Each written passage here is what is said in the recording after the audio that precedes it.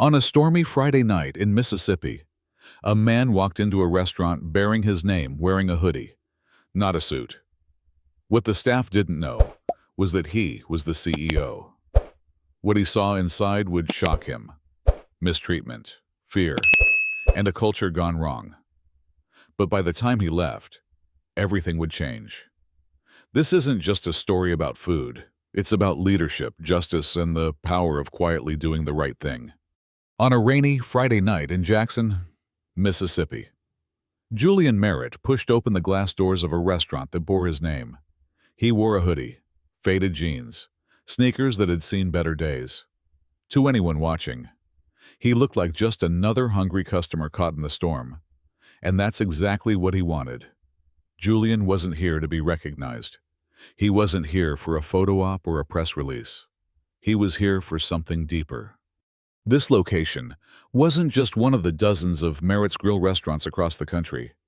It was the first, the one he built with his grandfather, the one that carried the scent of memories in its walls. He slid into a corner booth, unnoticed. What he saw from that booth made his stomach turn. The restaurant was full. Families chatted. Kids scribbled with crayons. Plates clinked. But it was the staff that drew Julian's eye. The energy felt strained. Nobody smiled unless forced. Servers moved fast, not with rhythm, but panic. The kitchen window overflowed with plates, and the manager's voice cut through the noise like a blade. "Move it. We're already behind, Julian." Tracked the voice to a stocky man with slicked-back hair and a name tag that read Brent. His tone was sharp, aggressive. He wasn't managing, he was dominating. Julian watched him bark at a young server for dropping a glass. No empathy, no patience. Just public humiliation. Julian clenched his jaw. This wasn't the culture he built. He took a few more bites of his burger, but his appetite was fading. As he reached for his drink, a faint sound caught his ear crying. He paused, looked toward the hallway that led to the break room. It was subtle, but unmistakable. He stood, left his plate, and made his way toward the sound. Past the kitchen, past the noise, until he reached the narrow hallway with a flickering fluorescent bulb. The break room door was cracked open. Inside, two women sat on a bench by the lockers. One of them was sobbing. Julian stayed quiet. "I'm trying so hard." "Tasha," the girl said, tears rolling down her cheeks. "I pick up extra shifts. I don't complain. But Brent keeps putting me on the worst sections. He yells at me in front of customers. And last week he told me maybe this job wasn't for people like me." Tasha put a hand on her back. "I know. He does it to everyone. He cut Jamal's hours just because he asked for a schedule change." Julian's chest tightened. He stepped away. Back in the dining area, he flagged down a young server, Deshaun, according to his name tag. "Busy night?" Julian asked. Deshaun chuckled bitterly. "They're all like this now." Julian raised an eyebrow.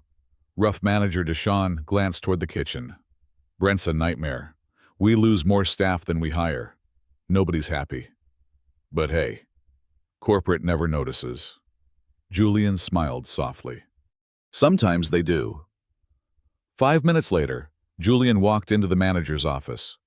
Brent looked up from his monitor. "What the hell are you doing in here?" Julian reached into his hoodie and pulled out a slim, leather wallet. He slid out a card and placed it on the desk. Brent read it once.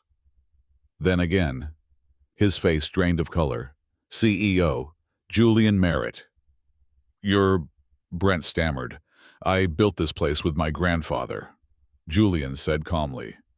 "And I just watched you undo everything we believed in." Brent forced a smirk. "It's a high-pressure environment. They're just soft." Julian stared at him. "You're done here." Brent stood. "You can't fire me without I can." "And I just did. Leave your keys on the desk. You'll receive your formal notice and severance terms tomorrow. You will not contact any employee. You will not return to this building." Brent opened his mouth, but Julian's stare was unmoving. The kind of stare that reminded Brent that this man didn't just run a company. He built it. Julian left the office, walked to the front, and asked to gather the staff. They stood in a semicircle near the kitchen, still in aprons, still out of breath. He looked at them one by one. "My name is Julian Merritt," he said. "I'm the founder of this company. I started this restaurant with nothing but a grill, a grandfather, and a belief that food should bring people together." Some jaws dropped. Ariel wiped her face and froze. Julian continued, "But I watched something tonight that broke my heart. You've been treated with disrespect. That ends now." He passed out a printed packet. "This is the new code of conduct. It's not about rules. It's about values. If you treat people with kindness, you're welcome here. If you abuse power, you're not." Silence. Then Deshawn clapped. Then Ariel. Then the whole room. Julian didn't leave that night. He rolled up his sleeves and cleaned tables with them. He stayed for 3 days, listened to stories, took notes, bought new staff chairs, doubled the meal break times, launched a hotline for anonymous complaints. And then, on Sunday afternoon, he walked out quietly. As he stood in the parking lot, he looked back at the glowing sign above the entrance, Merritt's Grill. It no longer felt like just a name. Ariel came outside to say goodbye. "Thank you," she said. He nodded. "Take care of each other. That's how this place survives." She smiled. "We will." Julian drove off into the dusk, thinking not of profits or expansion plans, but of the people behind the counters, the ones who give restaurants their soul. Because leadership isn't about being seen. It's about seeing others and doing something when what you see is wrong.